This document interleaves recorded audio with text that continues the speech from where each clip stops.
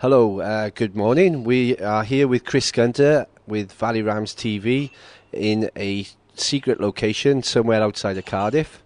I've just bought Chris a pint of vodka and orange, and we're going to have a chat now about his pending move to Tottenham. Hi Chris, you alright? Yeah, good, thanks, yeah. Right, a lot of things happened in the last 24 hours, some big things. I know how hard it must be, you being a Cardiff fan. I've known you since you're about 10 years old, coming on the coaches with us.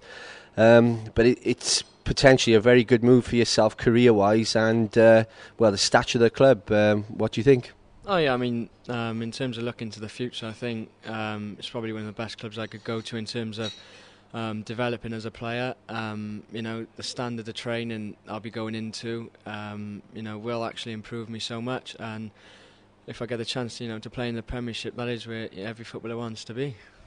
Yeah, I think that might. They do like to play their youngsters, and they're looking to offload the guy who's there at the moment. So reports have it. We can't be sure of that. So there could be a very early opportunity that you'll actually you'll get some games. What do you think it'd be like playing alongside the likes of these top Premiership players like Berbatov and that? I think it would be unbelievable. And like you say, in the past they have played younger players. I think when Gareth Bale went there. He went in, got injured, and as soon as he was back, he was starting games. And I think as a player, if you're doing well and you'll be given the opportunity, that's all you want. And hopefully, if I can go there and train well and get given the chance, then it's up to me.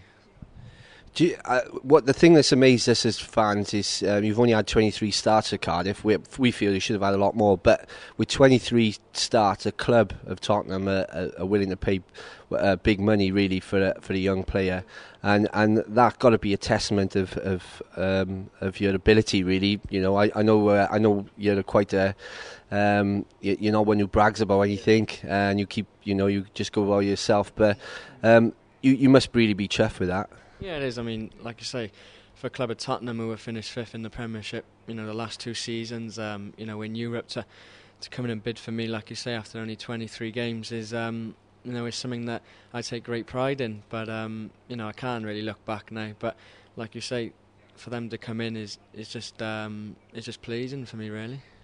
What do you think with Wales as well? We if I'm being honest, I don't want to be too hard on Sam Ricketts. I know he's an ex-Jack, and people might say a one-eyed Cardiff fan, but he really hasn't come up to Delaney's potential, although he did show it. And obviously, the recent games you played in Germany and that, it showed that you could easily fill that gap. So it should improve Wales' chance as well, hopefully. Well, yeah, I mean, in terms of Wales, the more players you've got playing regular football, in the Premiership and improving, then the greater chance we'll have of actually qualifying for a major tournament. And I think we proved as a young team in Germany and in the Ireland game that the future hopefully is bright, and if we can actually carry the potential on, then we'll have a good chance of qualifying, which is what we want to do. One thing the fans need to be aware of, I know it's been a big pull for you to leave Cardiff, and I know you're a Cardiff fan and you really would like to be playing for Cardiff, but what they need to know that you've had to be sacrificed really to keep the club going, a bit like Graham Kavanagh, perhaps not in so much dramatic circumstances, but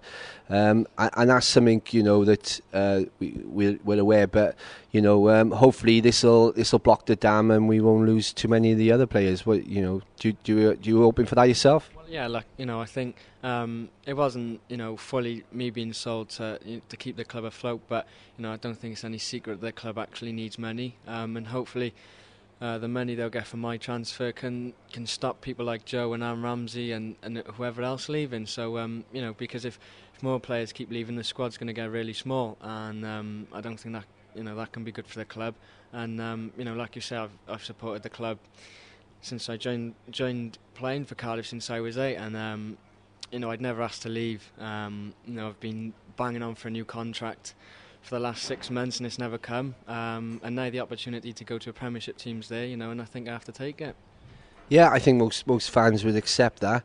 All of them really, but that to step in a player's career to go to the Premiership is difficult.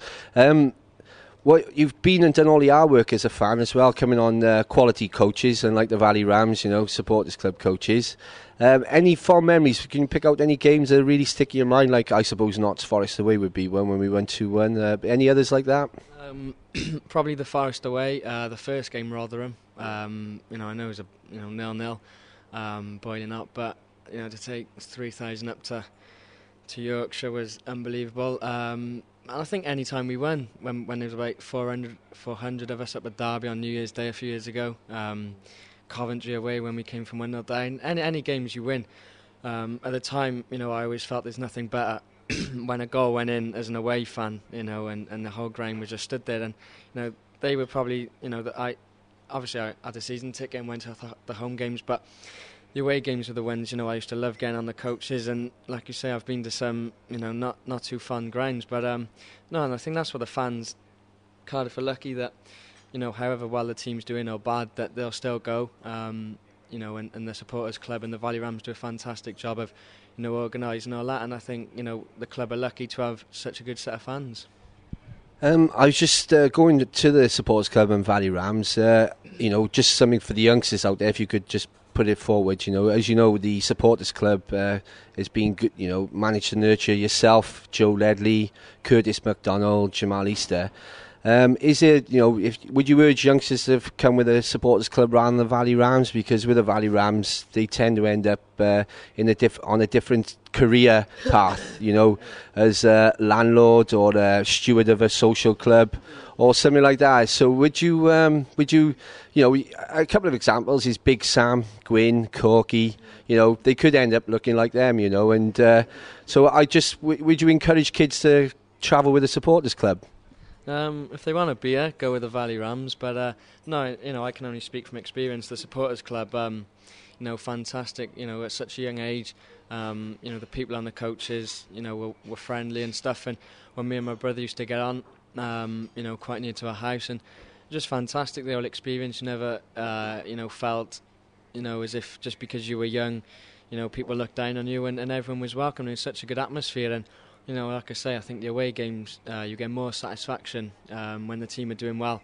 You're there, and speaking from a player's point of view, there's nothing better than running out and seeing, the away fans singing and stuff like that. So I think it's important for the club, and the job the supporters club and Valley Rams have done is huge for the club, and hopefully the club appreciate that and they carry on going.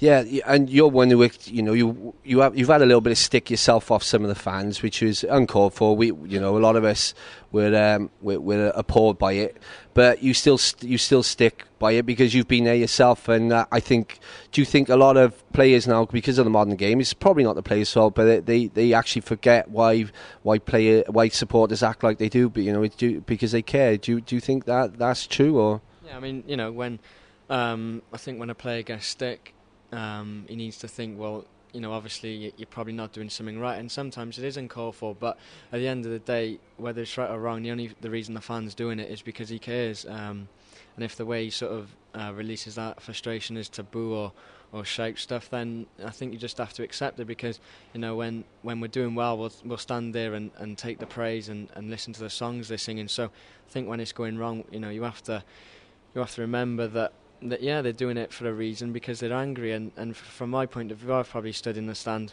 years back and shouted stuff at a player because he hasn't, he's missed a target or something like that, and I think, that's what I always sort of remembered, and I just look to come through it and show the fans, and I think if you show the fans, especially at Cardiff, that you do care and you give 100%, then anything else is a bonus, and I think you can see that with me and Joe. Whether we're playing well or bad, we'll still actually, run, and I think that's what they appreciate. You're right, 120% commitment. I must say, on a serious note, you and your brother Mark are a credit to your mother and father. I know they support you everywhere. Apart from one thing, and I'm just going to give you this, it's a Sing for Wales. It's the Welsh national anthem that none of the players actually seem to know the words. You couldn't pass that around the dressing room for us, could you? There's a few I see that struggle with the anthem, so I'll pass this on. Hopefully you can use it. Give it to Joe. Yeah, well, Joseph Fairwater, he's only just about learned English at the moment, so I think Welsh is a bit past him for the next 10 years anyway, but we'll see what we can do with that. I'd just like to say thanks to all the fans over the years that have been there for me, and yeah, I think it's just been a privilege to play for you. Thank you.